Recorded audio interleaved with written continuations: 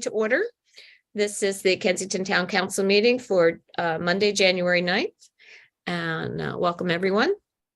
And so we'll get started with a moment of silence. Is there anyone that we should think about? Connor? Yeah, if we could hold up the Ralston family. Joe Ralston's mom, Marguerite, passed away unexpectedly on January 3rd. She was a longtime resident of Montgomery County before she moved out to Edgewater, Maryland. But I know the service for her is coming up on the 14th. So I just want to keep the whole Ralston family in our thoughts. Okay, thank you. Anybody else? No? Okay, well, if we can just bow our heads for a moment.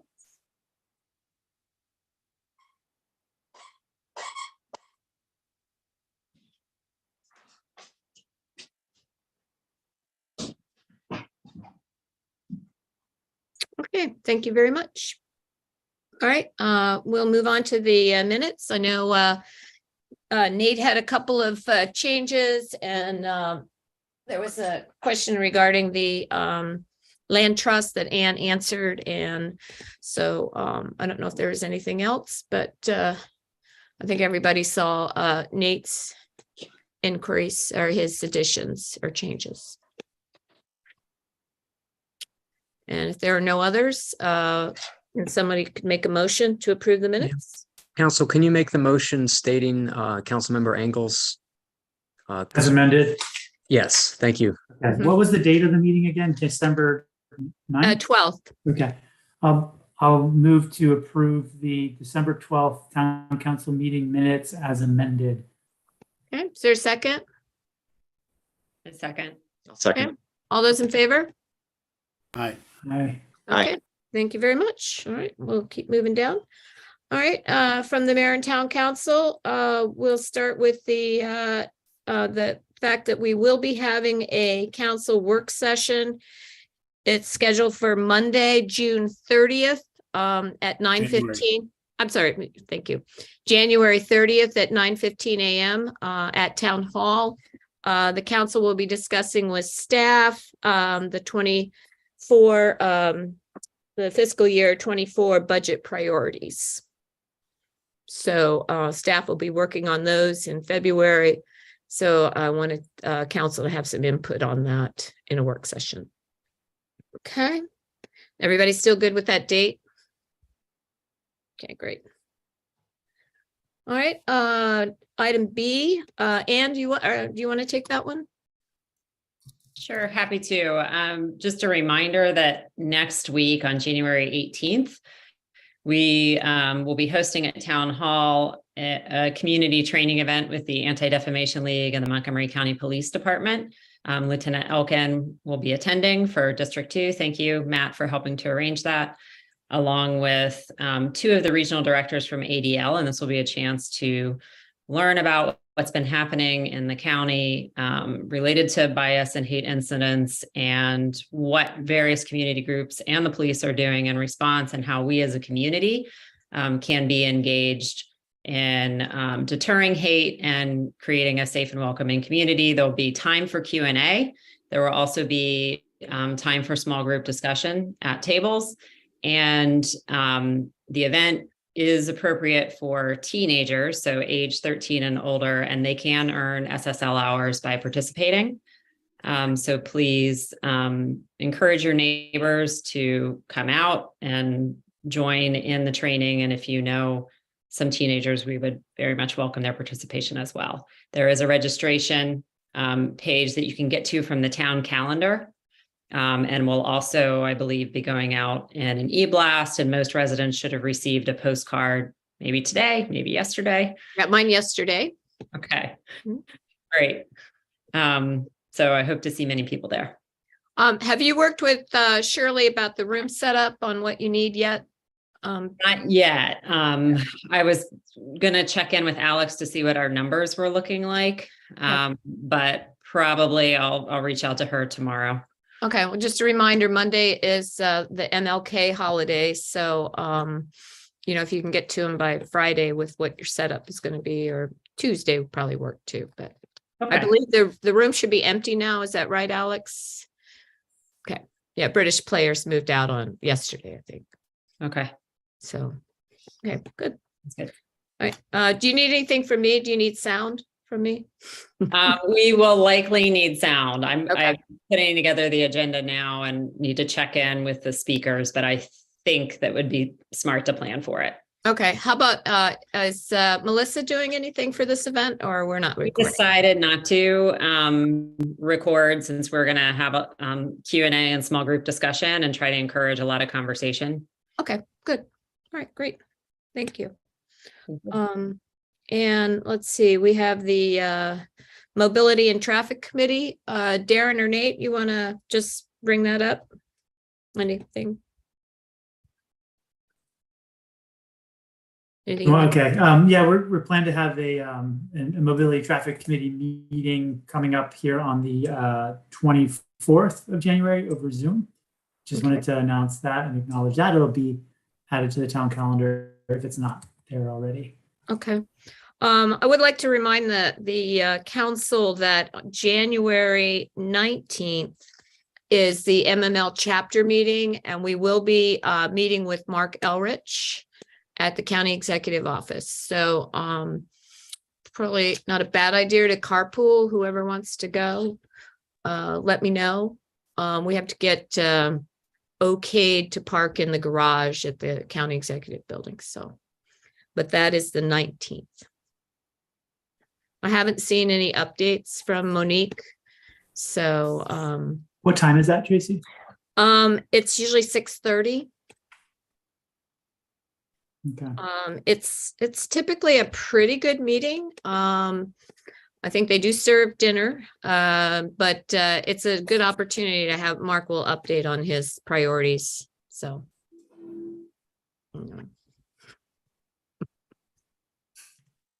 Okay, good. All right. It was suggested that maybe we should take public transportation to the meeting. So we can all climb on a ride-on bus and Get a take 2 or bike.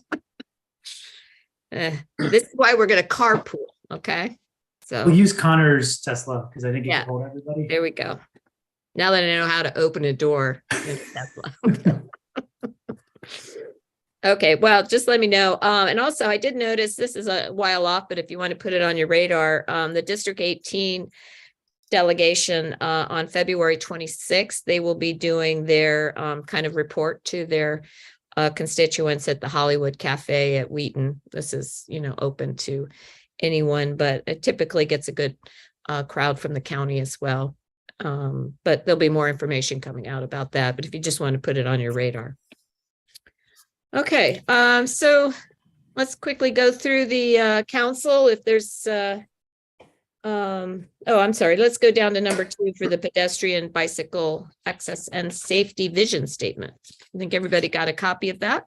Yeah, so this is well overdue. We realized, so when we had these work teams put together for putting together what we wanted to prioritize this year at the end of the summer, one of the groups was on community education and outreach, and we decided to work with Alex and get the website updated and put together more or less a fact sheet to identify what the working groups worked on, what we've achieved, to promote some of the achievements throughout the town so that people can know what's going on in this working group. And we realized we actually never had a vision statement and guiding principles.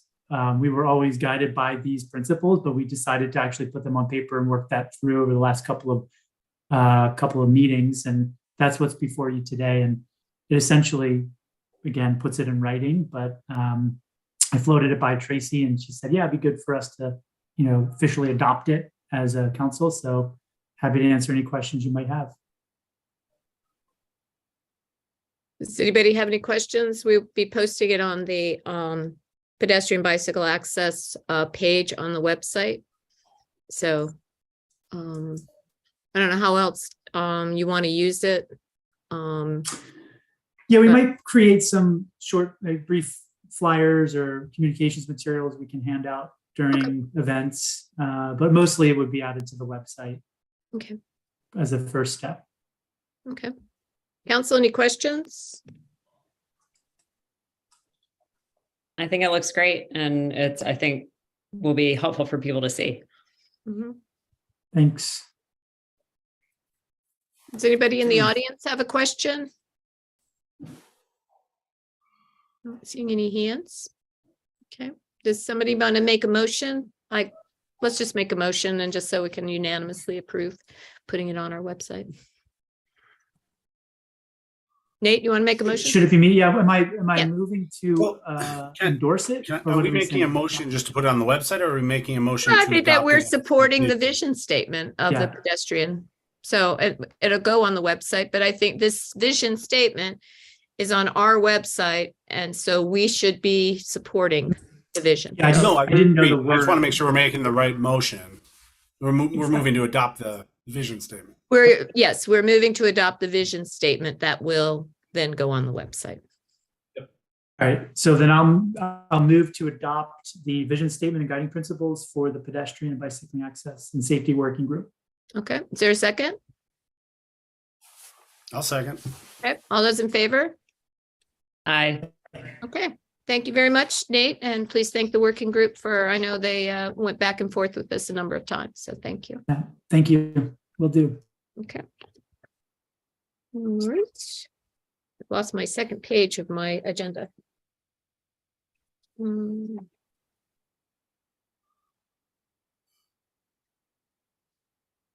Okay, that's the town's policy. Okay, I know that was the last thing under mayor and town council, so I'll just quickly go through the council. If there's anything else you want to update us on? Was there something, Nate? No, Okay. sorry. Okay, Connor, I'll start with you. Nope, nothing this month. Okay, Anne?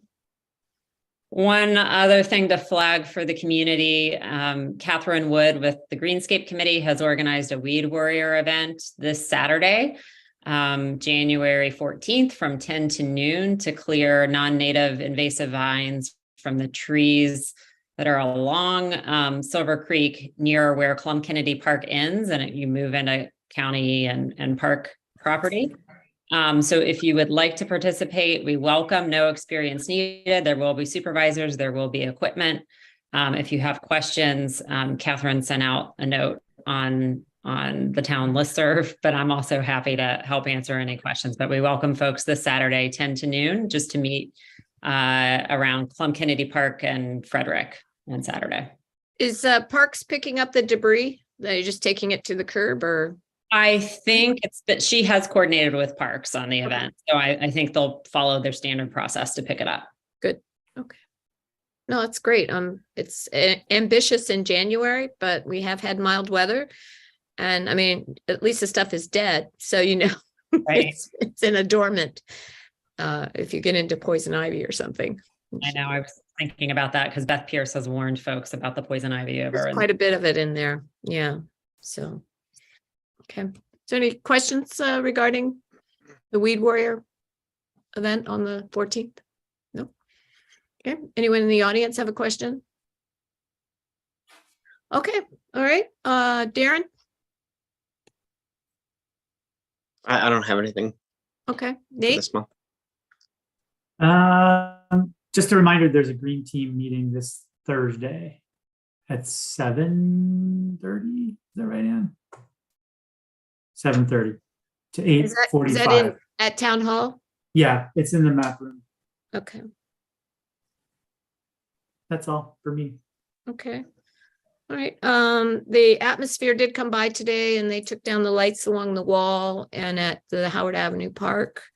I think we had a little bit of GFI issues on the wall. Occasionally, section would go out to figure that out for next year.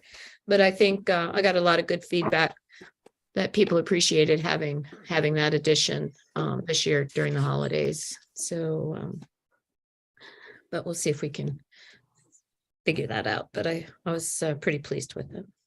Okay. Well, that's all I have. So we can. Oh, Connor, do you know if somebody brought this up? The Cafe Modena. Somebody asked me about that. Is that still expected to open in January? Do you think? Have you had it? Yeah, I mean, the last I had from talking to Janet, who manages the property, the entire property of Modena, was that it is scheduled to open by the end of January. That was their goal. The pieces remaining, and I did a walkthrough with her. They were finishing the counters. So really, the construction is largely done. They're now in the queue for permits and their licensing from the county. Okay, great. It'll So be a they- nice they- addition. I'm amazed at how many people are looking forward to that opening. A lot of people. Especially those of us, especially on the north side, a lot of people liked Car Wash Coffee, although you had to cross Connecticut when, that's always a challenge.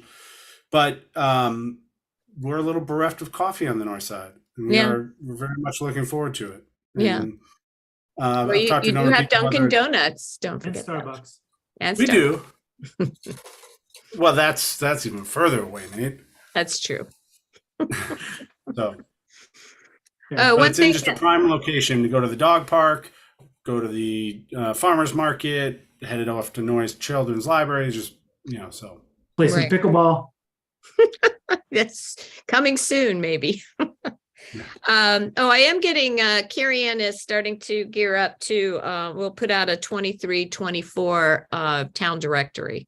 So, I know we've got a lot of new people that have moved into the town and people who've moved out. So it's always, try to do the directory every 2 years.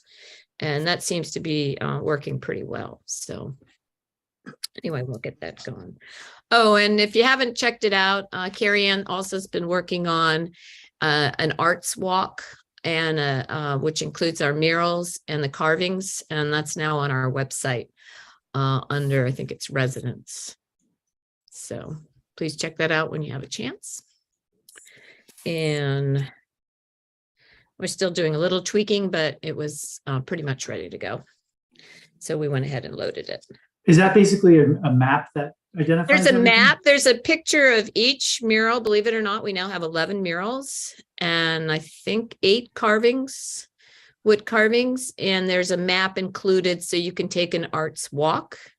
So the murals are listed on a page and the carvings are on another page, which they link back and forth. Nate's great. thinking about cross-marketing with the pedestrian team, right? You can Okay, well, see, you can see the wheel spinning. if you guys we thought want about- to figure that out, that's fine too. Right now, it's Yeah, just a well- basic map with little stars and No, but I think it's a great idea to be able to promote the town in different ways, Mhm. with different themes. So I'm Right. just thinking about, we had thought about how we can identify different, bike racks or biking infrastructure for people that would have an easy bike ride or walk to get to places, or different routes they could take to walk to explore the town. So Mhm.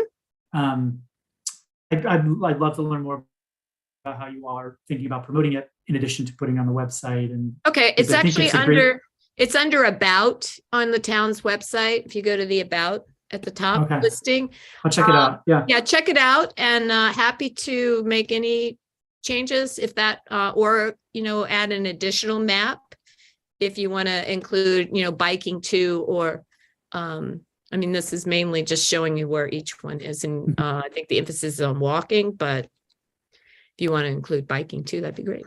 Yeah, that's great. Awesome. Thanks.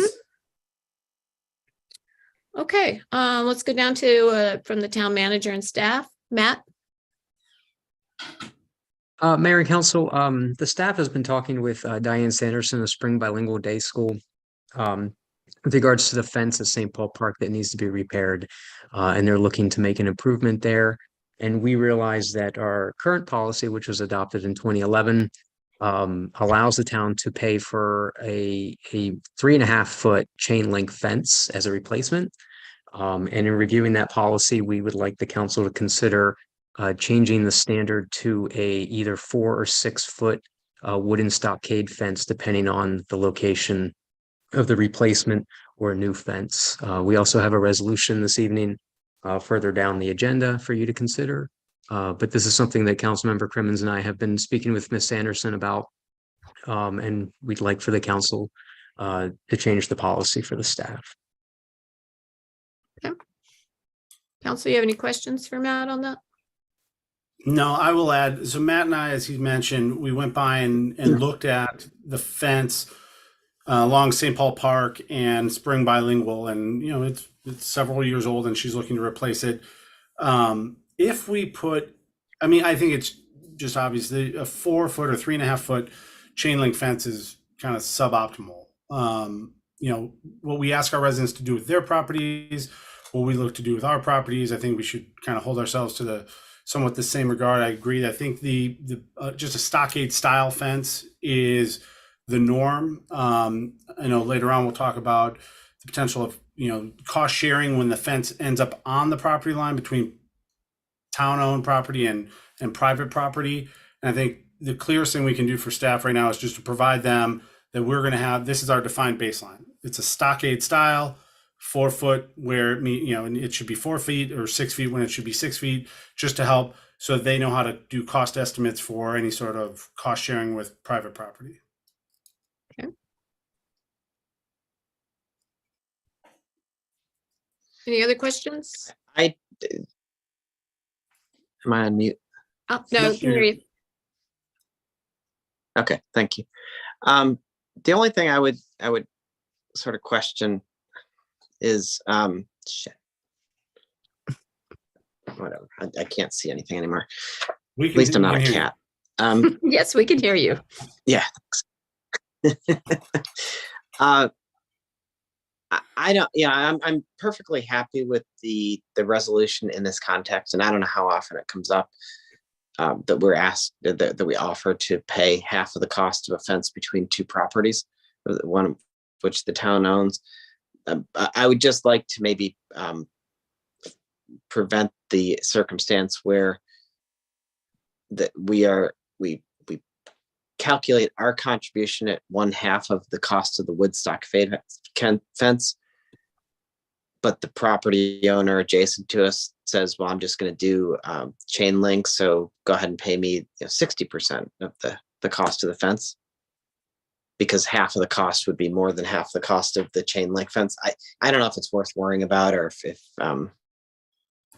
too nitpicking. In that case, so we would only do this if it landed on the property line, right, Matt? In the sense of if they did it, if a private property owner that was adjacent to town land put a fence 100% on his or her property, then there is no cost sharing. That they bear the 100% of that cost. But if they come and they want to put it on the property, then we have to agree to do it together, right? So they wouldn't, if we agree to a stockade fence and we share the cost, and then they put in chain link fence, couldn't we force them to take it out because they're going to need a permit for it either way. They would have put in that fence in violation of the permit that they requested.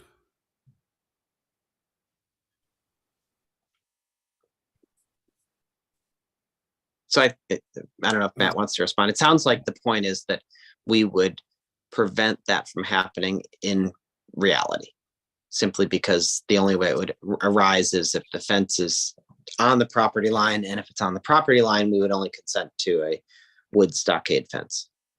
Are you allowed to? I didn't realize you were allowed to actually put a fence on a property line. So we're going through the fence process now too, as Matt knows. Yeah. We have to get a historic area work permit for the fence, but we can't. That means we can't put it on the property line because we would have to get a work permit for both houses, right? Both properties. You would need. So are we actually technically allowed to do it on? Like, you're allowed to put it on the shared property line as long as you have a letter of the adjacent or budding neighbor stating that they're okay with it. We do not recommend fences to be on the property line of residential properties. This policy was put in place because there's a number of town parks that are adjacent to residential properties. And one of our residents reached out to the town back in 2011 and asked for the town to help share the cost of a fence. So that's where this policy came about. And, with regards to someone maybe putting a chain link fence in, when we put, maybe a 4 or 6 foot stockade, we can add some language to the resolution just to clarify that in case that was an issue. But it does leave it up to the town to deny the request. There has to be funding available. in order to proceed. But this would just allow us to basically change the standard of how we assess how much funding could go towards a fence, as opposed to looking at a 3.5-foot 9-gauge chain link fence. We're looking at a stockade fence. So I think a good example is probably Flynn Park, where you have the 3-foot chain link on both sides. Oh, actually 3 on 3 of the sides.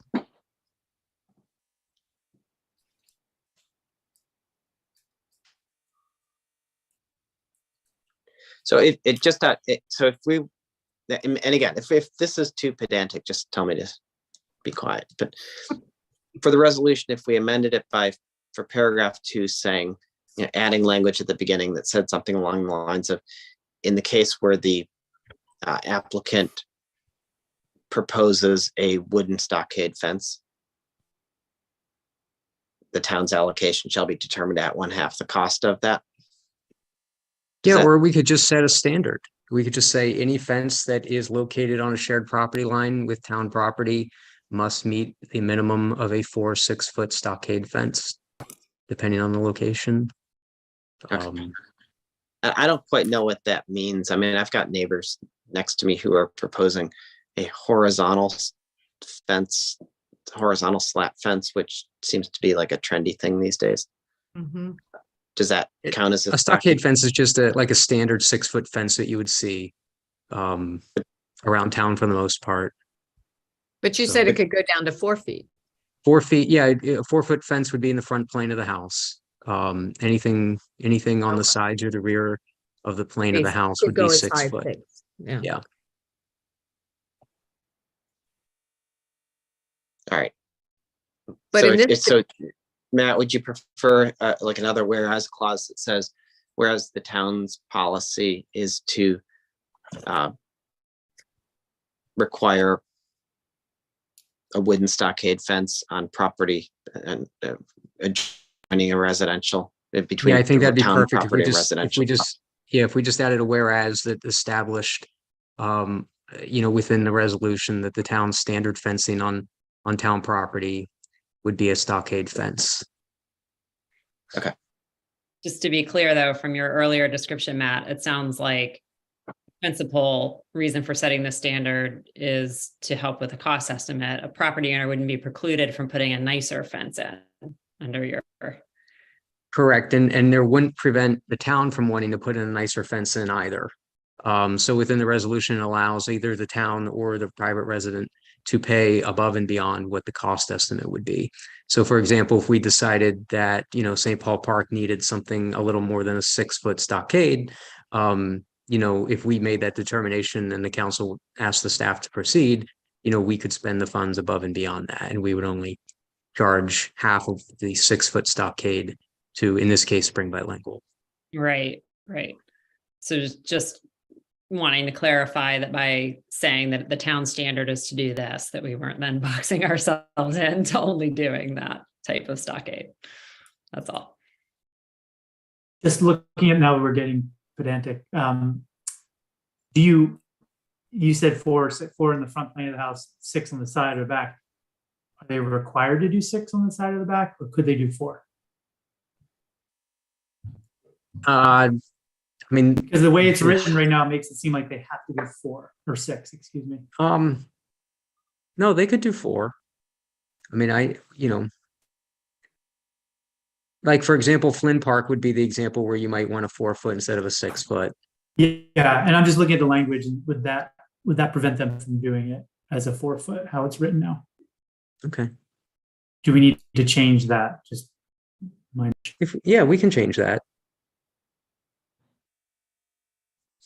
do they even let you put chain link in the historic area anymore? Is that still an option? Yeah, I think Actually, you can. we don't even allow it anymore in our own code. I Okay. think you can if it's replacing, not if you're building a new one now.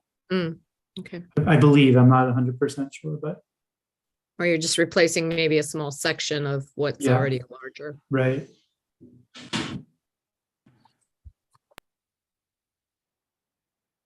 Because there actually is quite a bit of chain link in the historic district. I mean, that's what pretty much everybody was putting in it. In the backyards, at least. So do you feel like you're able to make this amendment without having to go all the way back to that we post approving this? Let me Mhm. tell you what I'm thinking and see if we can edit this on the fly. An additional whereas clause says, whereas the town believes this cost sharing policy applies to requests for a wooden stockade fence or better quality. That would be in the whereases. And then for section 3 of the policy, right now it says town manager may require several bids or quotes to determine the standard baseline allocation from the town. I would add at the end of this, and the cost sharing by the town will not exceed 1/2 of the actual contract cost.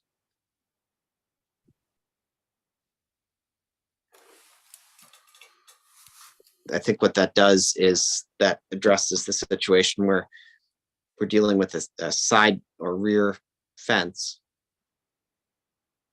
where the person asking us to share the cost is allowed up to the value of a 6-foot fence, but only wants to put in a 4-foot fence. And we're saying our cost sharing won't exceed 1/2 of the contract price.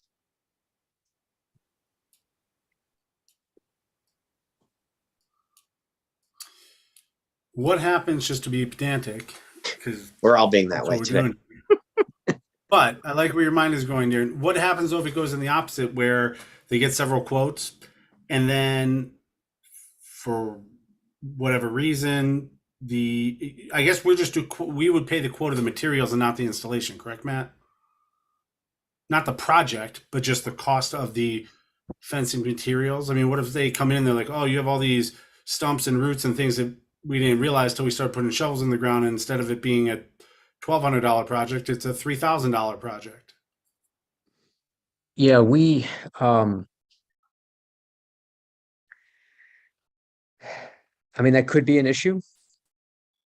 That happened with the dog park. Yeah. The only it way happened that- with my house too, where they had to, because of the, doing their best care around large tree root systems, they ended up having to use more posts than they initially estimated, and it wasn't much, but it went up a few $100s. The only way this policy kicks in is if the fence is actually along the property line. And if it's actually along the property line and they encounter rocks or roots, that's kind of on us equally with the property owner. So I think that's fair for us to cover that. Okay. Lawyers. I know. Hate them. All right, Darren, you want to take another rewrite it on the fly? Well, I hopefully Susan can get this from the recording, but I would add for making a whereas clause. Okay, so I would propose to amend the resolution R-02-2023 to add a whereas clause, whereas the town believes this cost sharing policy applies to requests for a wooden stockade fence or better quality. And then to section 3, at the end of the sentence, I would add, and the cost sharing by the town will not exceed 1/2 of the actual contract cost. Okay, before I don't know whether that was his motion, but we haven't opened it up to the public. So I just want to get that opportunity before we take a vote. So does the council have any more questions or input that they want to provide, or happy with the language that Darren just provided? All good. Okay, does anybody in the audience have a question regarding this discussion? We won't be voting on it until we get down actually to the ordinances and resolutions at the bottom. Okay, all right. So Darren, keep thinking about those so you can make that motion when we get down to number 2 in the ordinances and resolutions. Okay. All right, Matt, what else you got? Sure. Mayor and Council, before you this evening is resolution number R-01-2023, A resolution of the mayor and council of the town of Kensington authorizing the donation of surplus vehicle, a 2008 Ford F-250 to the Montgomery County Students Automotive Trades Foundation, which is Edison High School in Wheaton. This would be the second vehicle that we've donated to them. We donated a Ford F-150 to them 2 years ago. We reached out to them last week, and they're very excited to get this vehicle. As the council is aware, it is not running, so it needs a new engine. So it will keep the students busy this spring semester. So. Yeah. Council, any questions regarding this resolution? No? Anyone in the audience have a question regarding the resolution? Okay, can I have a motion? I move that we adopt resolution number R-01-2023, a resolution for donation of a surplus vehicle, 2008 Ford F-250 to the Montgomery County Students Automotive Trades Foundation. Okay, is there a second? I second. Okay, all those in favor? I Aye. Thank you very much. Okay, Matt, second resolution. Thank you, council. Before you this evening is resolution number R-02-2023, a resolution of the mayor and council of the town of Kensington revising the town's policy with regards to installing or replacing fencing on private property that is adjoining or abutting town property, parks, or pedestrian easement. Okay. We have, as everyone knows, we've made an amendment to the to that resolution, and there were no questions, but I will open it up again one more time to the audience if you want to make a question or have a question. Okay, I'm not seeing any hands, so can Darren, do you want to make the motion? I'll just make a motion to approve resolution number R-02-2023 as amended previously. Okay, is there a second? I'll second. All those in favor? Aye. Aye. Okay, thank you very much. All right, we'll move down to public appearances. This is the opportunity for anyone in the audience who wants to bring up something that's not already on the agenda. Is there any hands?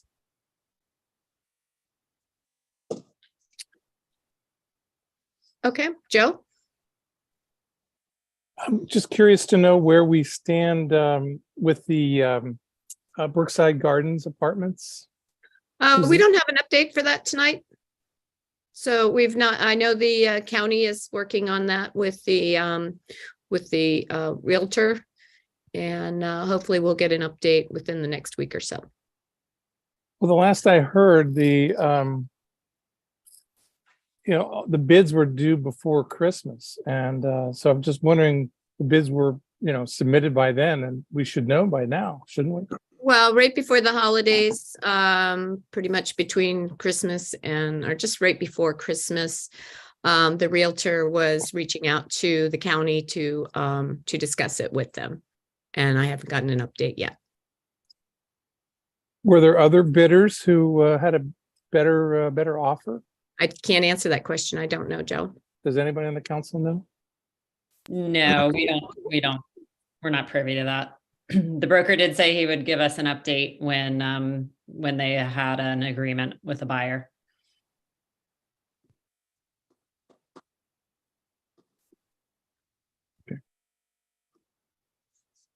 Okay. Is there any other items people want to bring up? Okay, I'm not seeing any hands, so I guess we can have a motion to adjourn. We will meet again. We will be by Zoom in February. That will be on the 13th of February. And we'll meet by Zoom, and then we'll determine whether we're going to do a hybrid in March. Okay. Right. Could I have a motion to adjourn? I'll make a motion to adjourn. Is there a second? Second. All those in favor? Aye. Aye. Thank you very much. Thank you. All right. Bye. Good night. Thanks, everyone. Good night. Bye.